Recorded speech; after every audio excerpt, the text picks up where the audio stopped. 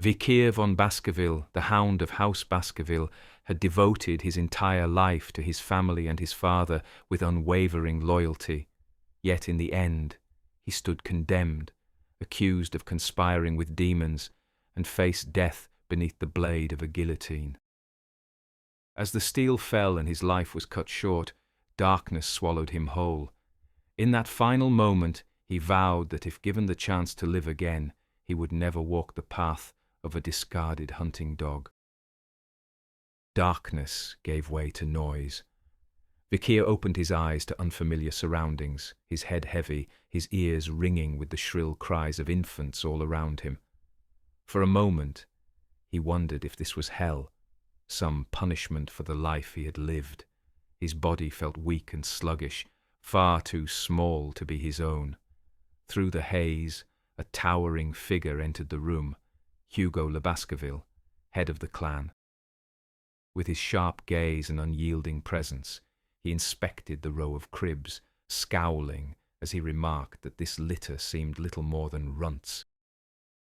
As he passed each crying child, his disappointment deepened until he stopped at one crib.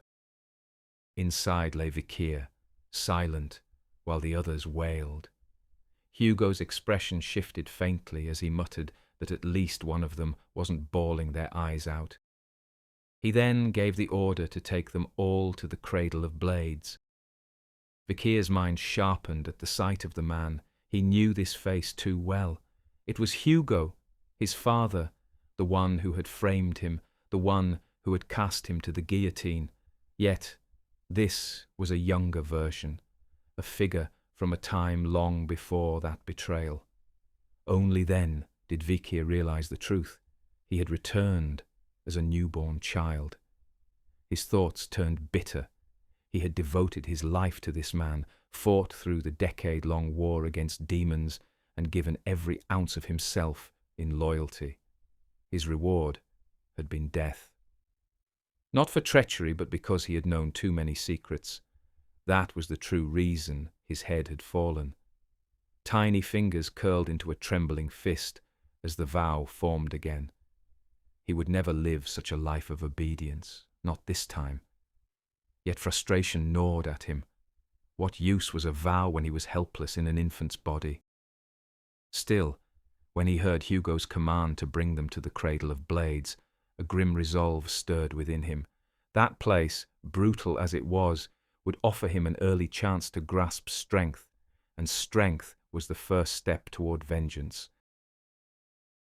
The Cradle of Blades, one of the earliest trials all children of the Baskerville clan must endure. Infants are cast into a maze of sharpened steel and left to crawl their way toward the legendary river Styx. That river is said to harden the bodies of those who reach it, granting bones like iron, but only a limited number can draw upon its power. To succeed, one must take the most direct path, a straight line through the endless blades. In his previous life, Vikir had fallen behind his brothers and failed to claim the blessing of the Styx. This time would be different. This time he would seize as much of its strength as he could. With unwavering resolve, he dragged his fragile body forward, pushing through the blades until he reached the river's edge. Without hesitation, he threw himself into its dark waters. The liquid seeped into his tiny wounds, burning yet hardening his body, fortifying his bones. It was a painful baptism, but the perfect beginning to this new life. He reminded himself he had to endure, to hold out beneath the surface as long as possible. Above the waters, 2 attendants began to panic as the minutes passed. The infant had been submerged too long. They pleaded that he must be pulled out or he would drown. But Hugo, the patriarch, only laughed at their fear. He turned to his steward, Barrymore, and asked how long the boy had lasted. Barrymore answered, 7 minutes. A flicker of admiration crossed Hugo's face. He called out to the child, ordering him to come out of the water, declaring it long enough. But beneath the surface, Vikir refused. He heard his father's voice and clenched his will tighter. He would not yield, not even to Hugo's command. He needed more, and he would not stop until his body absorbed every drop it could. His chest screamed for air, the weight of the river crushed against him, but still he thought, just a little longer. At last his strength gave way, his lungs burned, his vision dimmed, and water poured into him as he began to drown. Yet even then he fought to hold on. It was only when his body reached its limit that a large hand plunged into the river and yanked him free. Dangling upside down by his leg, Vikir coughed as water spilled from his lungs. Hugo held him aloft, chuckling with amusement. He remarked that not only had the boy dared to leap into the Styx and endure for so long, he had even drunk from it, and grown his first teeth as a result. He asked Barrymore for the infant's name. The steward answered, "Young Master Vikir von Baskerville." Hugo grinned broadly, still holding the child upside down, and remarked that it seemed he had an exceptionally greedy son. Vikir thought to himself, "Laugh while you can, Hugo." Right now, he would bide his time, sharpening his fangs, but when the moment came, he would sink them into his father's neck once and for all. Vikir von Baskerville, the bastard son of Hugo, lived a life measured in blood. At 8, the talent that would have been called genius anywhere else was dismissed as mediocrity within his clan. At 20, he carried out killing, scouting, and suppression at his family's command. At 29, he came to despair at the limits of his swordsmanship, painfully aware of how far he lagged behind the legitimate heirs. At 30, the gates to the demon world opened, plunging the land into chaos. At 35, he endured the age of darkness, surviving only through endless slaughter. At 39, the war ended in humanity's favour, and at 40, his family gave him the reward for his loyalty: execution. Vikir opened his eyes and found himself back in the nursery. Blinking against the dim light, he looked around, trying to gather his bearings, then realized he had returned to the crib after absorbing the waters of the river Styx. A quiet thought crossed his mind. This was the best possible start he could have asked for within the Baskerville clan. His reflection was interrupted by the sound of footsteps. A voice muttered aloud, questioning why her ladyship would order something so cruel, placing such a thing in young Master Vikir's cradle. The maid set down a small ornate box at the foot of his crib before quickly withdrawing. Vikir's eyes locked onto the box, suspicion rising. A faint click broke the silence, and the lid eased open. From within, 2 snakes slithered out. He recognized them instantly, bloody mambas. There was no fear in his gaze, only cold resolve. Rare vipers like these were no random threat. Someone had sent them, and the words, "Her Ladyship," narrowed the list of culprits considerably. He already suspected who it was, perhaps one seeking to eliminate her child's competition, even if it meant endangering the entire nursery. The serpents lunged, fangs bared, but Vikir moved first. Tiny though his body was, his hands shot out, seizing each snake by the throat. A sinister grin spread across his face, the thrill of danger sparking in his eyes. This, after all, was exactly what one would expect from a Baskerville. With steady pressure he squeezed until the vipers writhed and went limp in his grasp. As their lifeless bodies dangled from his fists, his thoughts turned sharp and merciless. He would kill them all, every last Baskerville, with his own hands. The next morning, the staff arrived to the site of horror to witness baby Vikir sound asleep, covered in the remains of the vipers. The nannies assigned to night duty were seized at once, tortured for answers, and executed when none could be found. Yet even after their deaths, the mystery remained, and in the end, the truth was known to only one pup. 8 years passed. Vikir now sat in a classroom listening intently as the lesson turned to the ranks of swordsmen. The instructor spoke with authority, laying out the path step by step. A sword beginner, he explained, was one who could not yet channel mana into the blade. A sword expert could manage to infuse mana, but only faintly. A sword graduate surpassed them, able to release a flowing, liquid-like aura from the weapon's edge. Finally came the pinnacle, one who mastered both solid and hardened aura, and could even shape it at will. That warrior stood at the level of a sword master. Vikir's mind drifted. He knew Hugo was already a sword master at this point in time. If he was to surpass his former self, he would have to grow to that level, and far beyond, in a fraction of the time. The teacher noticed Vikir lost in thought, and could not help but be impressed. After gaining his extraordinary physique from the sticks, his mind also shone, absorbing knowledge like a sponge. Compared to the other children, he was light years ahead. The instructor thought to himself that Hugo would be pleased with such progress, but Vikir's thoughts were elsewhere. He was already calculating how long it would take before he could kill his father. Not long after, 3 boys cornered him in a storage room. They were the notorious triplets, the trident of Hugo le Baskerville. Grinning, they demanded to know if the rumours were true, that he had stayed in the river Styx for 7 minutes. Vikir knew them well. In his past life, they had been among those who came after him when he was framed. He also knew that in 10 years' time, they would become a serious threat.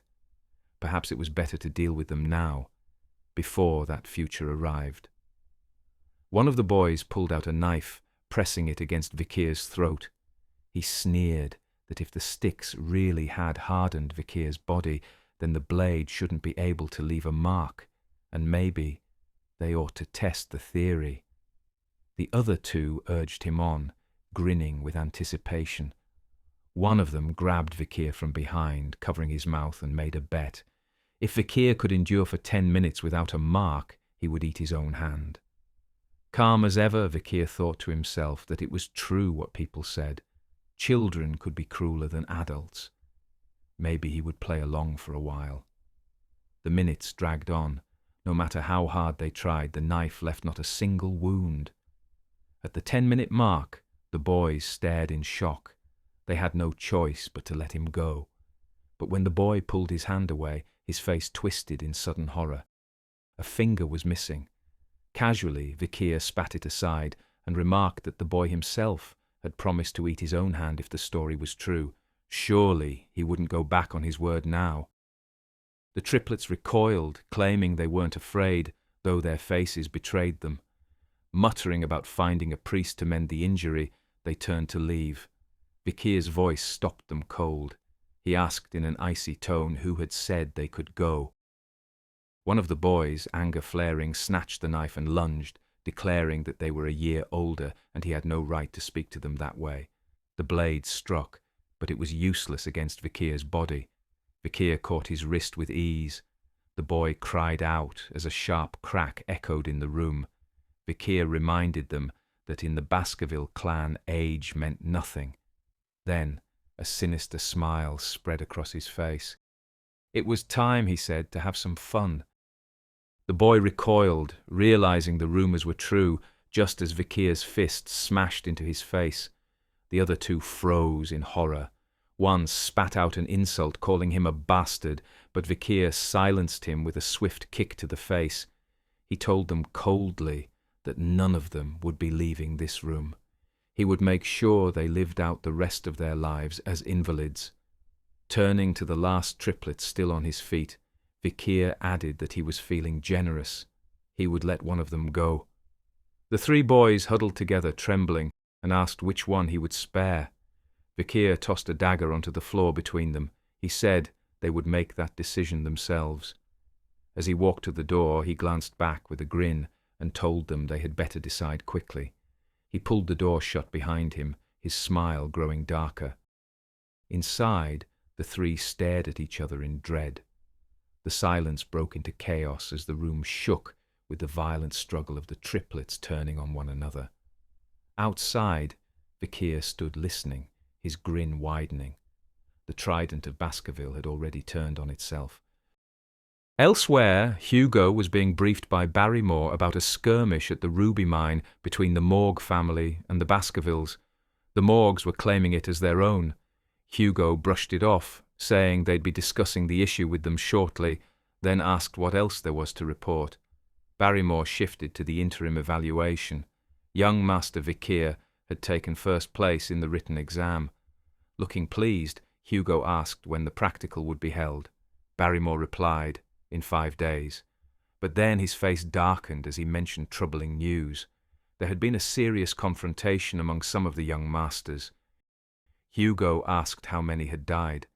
Barrymore explained none, but Hibro had lost all his teeth, Midbro had suffered a broken jaw, and Lowbro had lost a finger. They'd received the best treatment and recovered physically, but the psychological scars remained. Hugo frowned. It sounded like they had fought each other, but that was impossible. They were a tight-knit group. Barrymore revealed the truth. The one who had inflicted those injuries was Vikir. Hugo's eyes widened in shock. Not long after, Vikir was called into his office. Hugo greeted him fondly, remarking on how much he had grown.